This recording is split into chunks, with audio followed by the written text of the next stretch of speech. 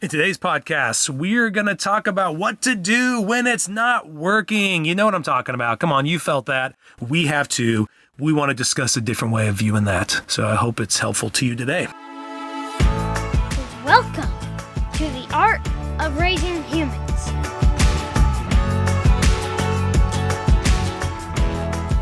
Hello and welcome to episode 48 of The Art of Raising Humans. Yes. We're getting up there. Oh my goodness. Okay. Hi, I'm Kyle. I'm Sarah. And today we want to talk about what to do when it's not working. You know, when it's not working, when you're trying all the techniques, you think you're doing everything right, and it's just not working. So we want to hit upon that subject. But before we dive into that, just a reminder, please send us any of your comments or suggestions about future podcasts you'd like us to do at info@parentinglegacy.com. We'd love to have your feedback. And even if you have some testimonials, we'd love to hear those too about ways in which this podcast is helping you. We may feature some of those in a podcast later on. You know, we may want to share some of those.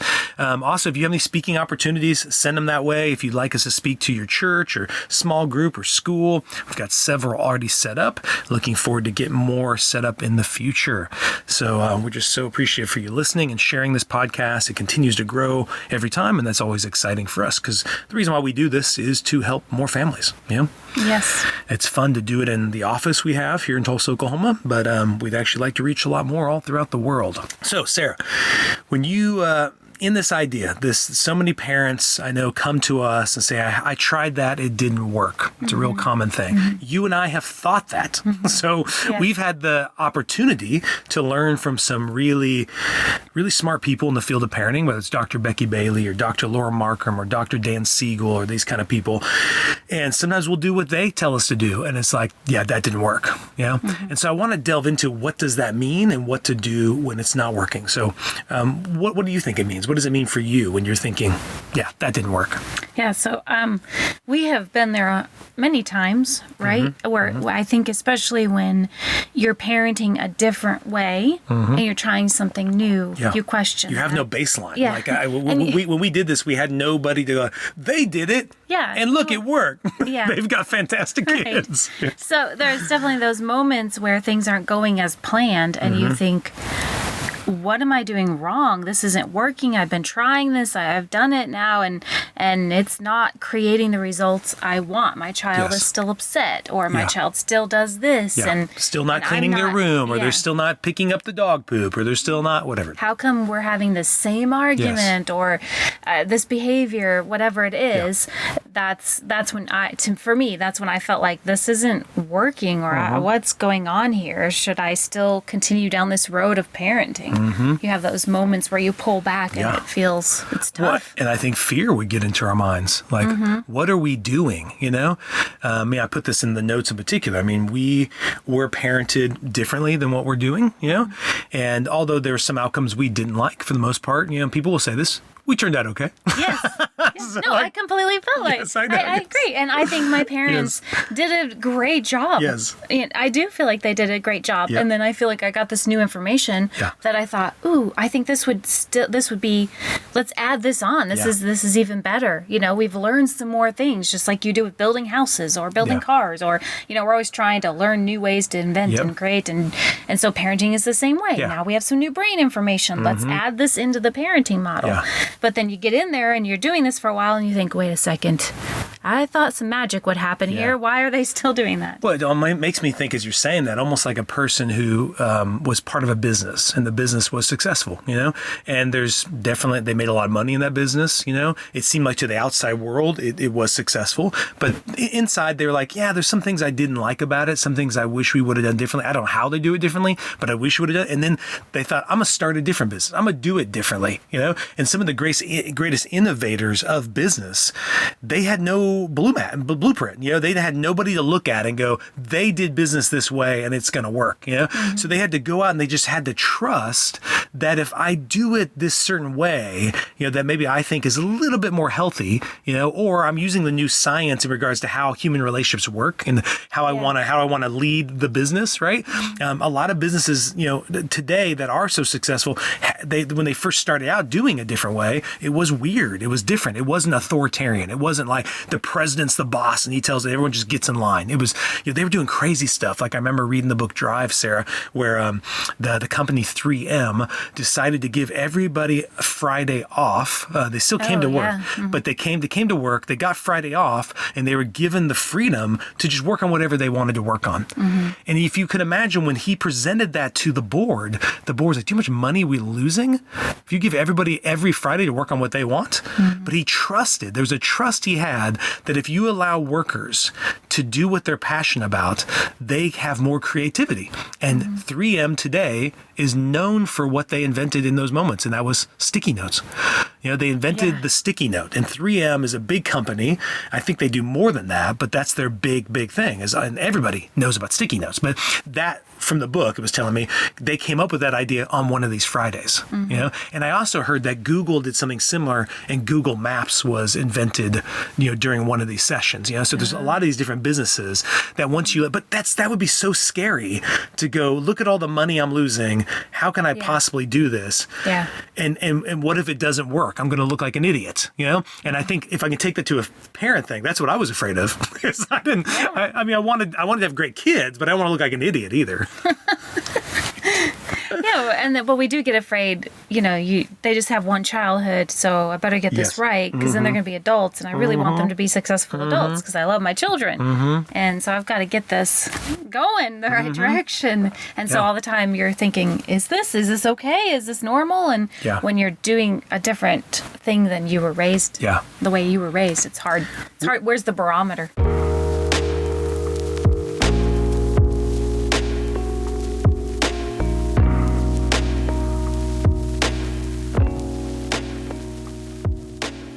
I'd love to hear from you, Sarah, about when it bubbled up in you, like, this is not working. I think for me, what that meant when I said that to myself, it was, for me, a couple different things. One, I was not able to control my child.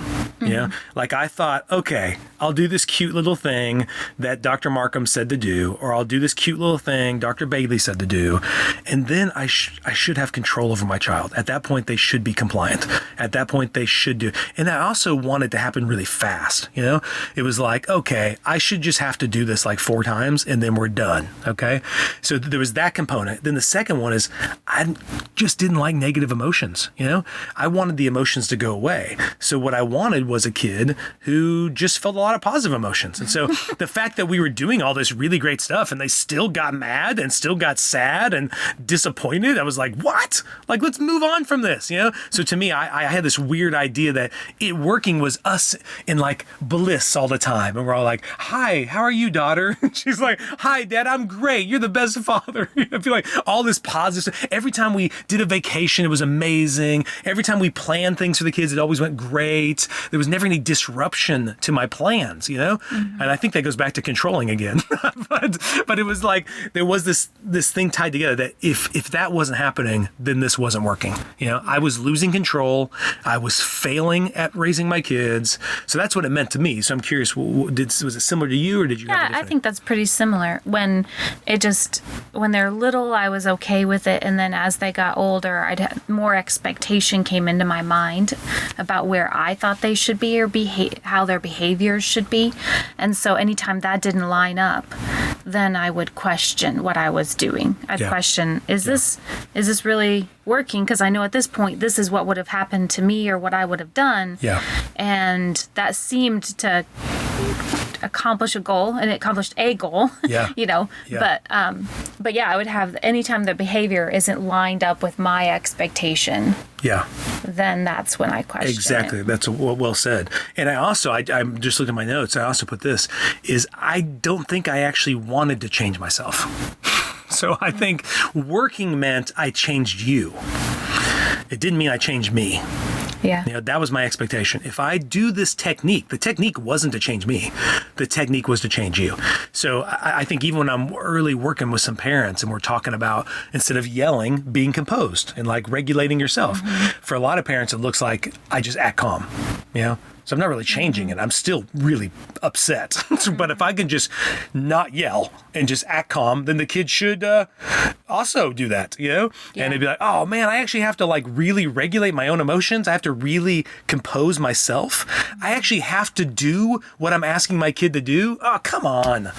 It's like, I just want the kid to do it. Because I think my brain was so wired to that's typically the approach, not only my parents, but most adults in my life were when I was little, It was just like, okay, listen, I have so much patience. And then once we've crossed, I'm just going to go back to you need to straighten up, So typically it working as a kid for me, it was always presented as like the parent will be patient to a certain extent. And then the parent will get mad and you need to fall in line, Yeah. And so that's where I was thinking, well, I don't want to be that. I'll make my patience go a little bit further. and then they should now fall in line without me getting mad. The parent isn't the one that needs to change. It's the child. Yes. Right? The And that child to me is the one that needed. If Yeah. something is wrong here, it's the kid. And I was kind of sick of always hearing it was about me and I need to change me. It was like, no, it works when the kid just changes themselves. Stop blaming me for this. Yeah. And that's this approach definitely is a lot of inner work. Yep. That's the biggest piece. Yeah. Well, and so I think early on, like I said, we didn't have a roadmap. We heard, we read, we talked to these people, we trusted. There was some trust we put in these people that we really talked to, felt like they knew what they were talking about. We looked at the science of the brain stuff, and we just took a leap, right? And we kind of had to trust the process.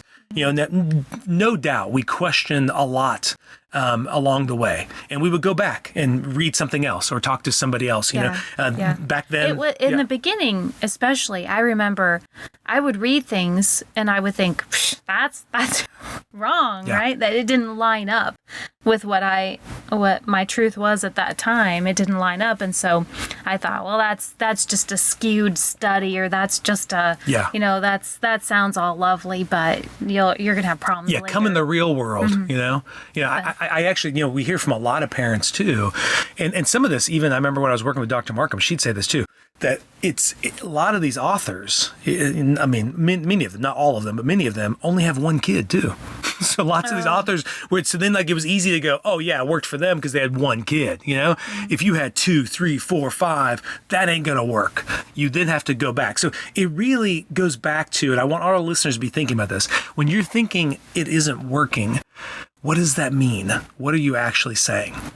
Because you can make a lot of things, quote unquote, work. If your goal is just to control a kid, if your goal is just to make negative emotions go away, you could do a lot of things and justify a lot of things. So I felt like for me, Sarah, the thing that I was really trying to switch, and this may not be true for our listeners when they're saying, but I think I had deeply ingrained in my brain that the ends justify the means. So for me, whatever I had to do to then quote unquote make it work, and for me that was typically use some form of fear or anger, some kind of threat, some kind of external control. If I had to use that, that's okay, as long as it quote unquote worked, meaning I got the end outcome I wanted. Yeah. I think that's probably accurate for a lot of people, because we think with kids, well, now they're doing their work, or now they're going to be, which we take that as now they're going to be a successful adult, But a lot of that, looking back, you think, well, that was a lot of stuffing emotions, a lot of hiding, a lot of, things that were buried that kids never got to talk about, things like that, but they all looked good, or they were accomplishing this thing, and the ends justify the means. They look like a successful person. A lot of people even say, look how I turned out just fine. But then when you sit in your quiet moments and you think, am I really just fine? Yeah. Well, what if that some of these things had been a little different? How would I be in my relationships with other people? Yeah. How would I feel in my career? Would I be less anxious? Would I, some of those things that crop up in our adult years, some of that groundwork, it was laid in our childhood. Yeah.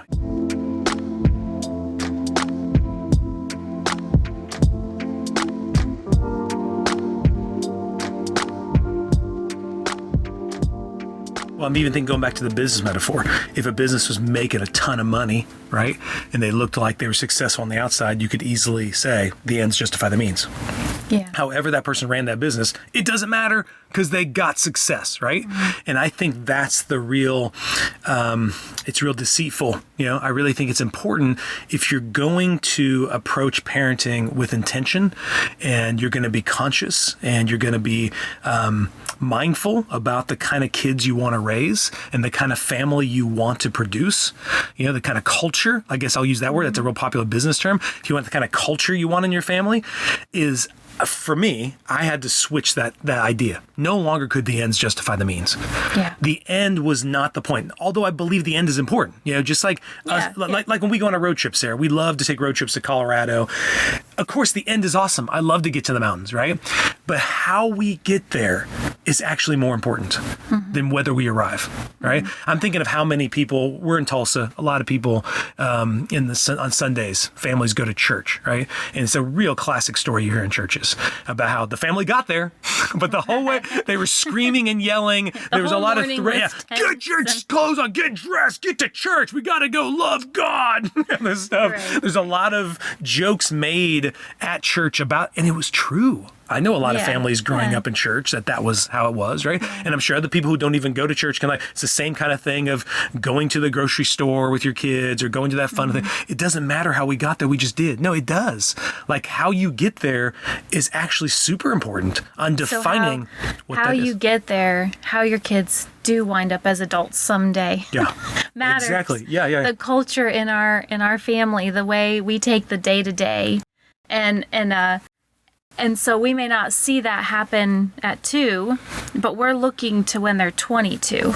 Yeah. And it's that big picture, long term. Yeah. And I'm going to keep doing that thing to yield that result down the road, a couple decades down the road. Yeah. This is a long game. This isn't a short game. It's a long game in parenting. Yeah. And you have to, that steady, I'm going to keep doing this. I'm going to keep doing this. I'm going to keep laying this great foundation. Yeah. Sort of like a retirement fund.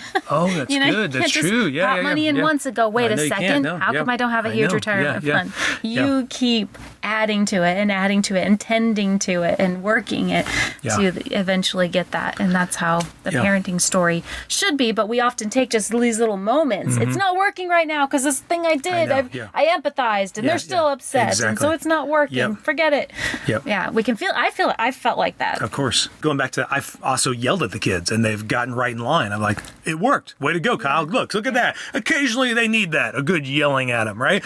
And so I would justify it then because I got the outcome I wanted. But you know what became kind of my baseline, in that Sarah? moment. Yeah, in that moment. That's what I'm saying. Yeah. And lots of times when I'm talking to parents, we'll talk about that, that they, I actually had one parent who I remember was telling me the kid would not do their homework. And he's like, I tried to do the empathy thing. I tried to be kind. And then I yelled at him and smacked him in the back of the head and he got his homework done.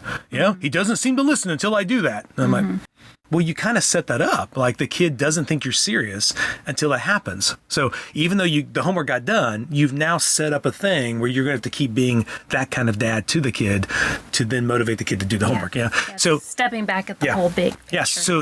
So in doing this, so I tried to Sarah, maybe with our listeners, I hope they think about this too, is then how do I define what works, right? Yes. So if I'm saying, okay, it's not just about the end outcome, although the end outcome is important. I'm not denying that. We definitely want to raise kids who are respectful, responsible, self-disciplined. That is our goal. We have that goal there. But how we get there is actually the better barometer of success than whether or not we get there and look at it with our eyes, right? Right. So I started using as a baseline just the simple golden rule. Treat people the way you want to be treated. If I just started there, now obviously I can expand out of there, but if every given moment I try to think in this moment, how would I like to be treated in this moment if I was acting this way? Or how would I like this person to approach me if I was doing this thing, And if I just use that as a barometer, it really helped me go back to, wait, it's not about the end outcome. It's, am I being consistent with how I actually want others to treat, talk to me, interact with me, engage me, all that kind of stuff, What do you think about that as a barometer? I love that because sometimes it is hard when you can't predict the future. You don't have a way to know that this is getting you where you want to go. But that way you can take each moment and say, was this moment the way I wanted to show up was this moment of success, the barometer for that. And I love that one. Yeah. Because it's a real quick read and we know ourselves and think, okay, yeah, I would love to have been treated like this. Yes. If I was the 8-year-old messing up right now and someone had approached me this way, I would have loved that or come alongside me that way. So I think in a moment, that's a great Well, how many of us have a story of accidentally as little kids, a memory of accidentally knocking over the proverbial spilled milk and a parent freaking out and yelling at you and you going, I didn't mean to do that. Like it was a total accident. And yet you got this whole lecture about how irresponsible you're being and all this kind of stuff. And even as a little kid, you're like, I don't think you need to do that. Like, I don't think it's right. And so then I'm a little kid. But then as an adult, we do the exact same thing because it's what was modeled to us, right? And so there's all these moments, if we're being honest with ourselves, we look back and yes, we turned out okay. But there's these moments where we're like, I don't think it needed to be done that way. Or I think if my parents just would have handled it this way, I think I would have responded really well to that. Yeah, I could have learned and grown and built a skill. And, Well, I mean, like one of the funniest memories I have is when we would get spanked, my brother told me, hey, when dad spanks you, just put a wallet in your back pocket and think of something funny. And so the idea that I was being taught anything in that moment of being punished with a spanking, all I was doing was trying to think of funny things to just get through it. So even though it may have looked like it worked, because I got the punishment, I guess, to whatever crime I committed, I just saw this complete nonsense because it made no sense to me why this was happening. You know, I wasn't thinking about how to improve as a person. I was just like, okay, how do I get through this? You know, and so the ends that were being used, I mean, the means that were being used didn't even lead to the end outcome that they wanted to lead. And that's so often what happens with fear is it's really deceitful to believe that, it's going to somehow change things. And we just know from the brain science it doesn't. It perpetuates things. It makes it more likely that behavior happens.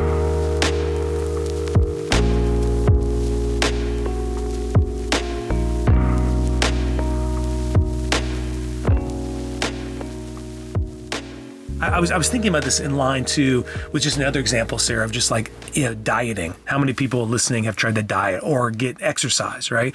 Is so many times it's such a common notion that you plateau, that maybe you're eating differently, you lose a lot of weight, or you're working out and you gain a lot of muscle, and then you plateau.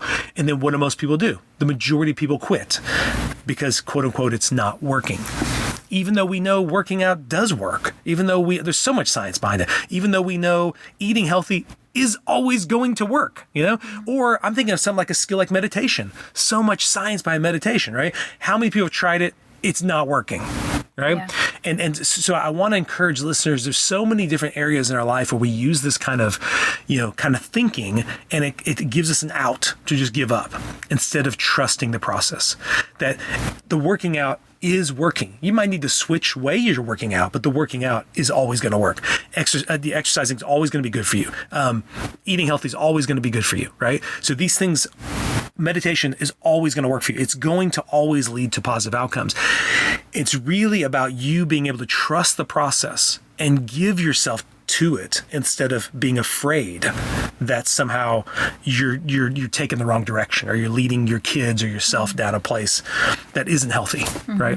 Yeah. You look at the skills that you have, I look at the skills I have and I think, okay, we tend to parent the way that we were the way the adults in our lives interacted with us, not even parent, could have been a coach, a teacher.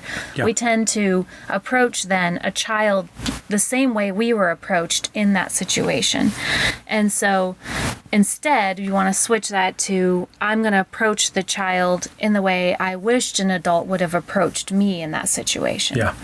And that's kind of, to me, what you're saying with the golden rule, too. Yeah. And so let's say, I'll throw out just a couple, empathy and approaching them, listening, and those kinds of things that even though in that moment, maybe I'm not getting that quick fix that I was really hoping for as a parent, because it's just so much easier on me. Yeah. But I'm approaching them the way I wish someone would have come and listened to me as a child, the way someone would have empathized with me and stepped in my shoes and saw the world the way I did in that moment.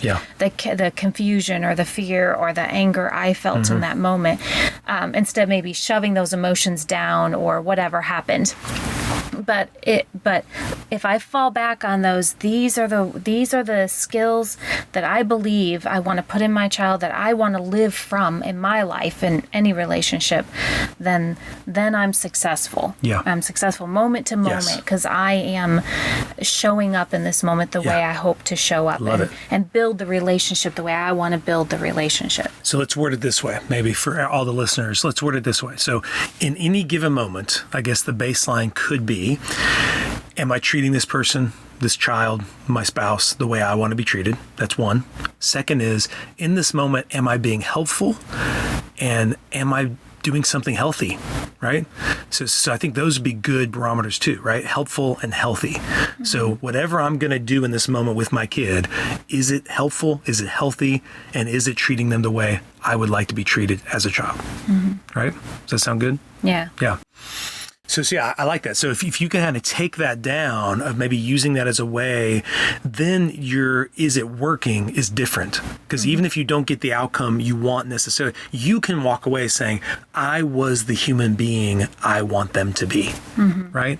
And that's even why we call this podcast The Art of Raising Humans, is I need to become the human I'm asking this person to become. It's kind of I don't know if we've ever said this, it's the art of raising humans, and we think of children, but I always think too, I'm raising myself. Mm-hmm, it's the art of developing and raising myself too. Mm-hmm. We're never done growing and learning. We all have that. Mm-hmm. Honestly, we all have people call inner child. We still, that little kid that you were is still there. It's still you. It's still in there, and it's still impacting how you live your day-to-day life. And so the art of raising humans is also doing that with yourself. Yeah. So if you've been questioning lately, is it working? I hope we've tried to give you a different way of framing that question to really understand what that means when something is working or not working. Look at your barometer for working. Yeah. What does it and also mean? Switch that. Don't the end justify the means to really emphasizing the means. How you get there, how you do the journey is more important than whether you actually get there. I mean, that's this whole raising kids thing is a journey. It's an adventure. Yeah. So I hope this is really helpful to you and gives you a different way of kind of measuring and just assessing your parenting at this point, and hopefully maybe moves away some of the shame and the fear you've been feeling about that, and also helps you lean into it and trust the process and really believe crazy things that we believe, like love never fails. Love is more powerful than fear. Those kind of concepts that are in there too. And so what does that look like to do that? If I believe that, how do I live differently and interact with people differently? So hope that gives you some stuff to think about. Once again, please share the podcast. Would love to hear your comments and feedback back, and hope you have a great day. Thanks for listening. The Art of Raising Humans podcast should not be considered or used as counseling, but for educational purposes only.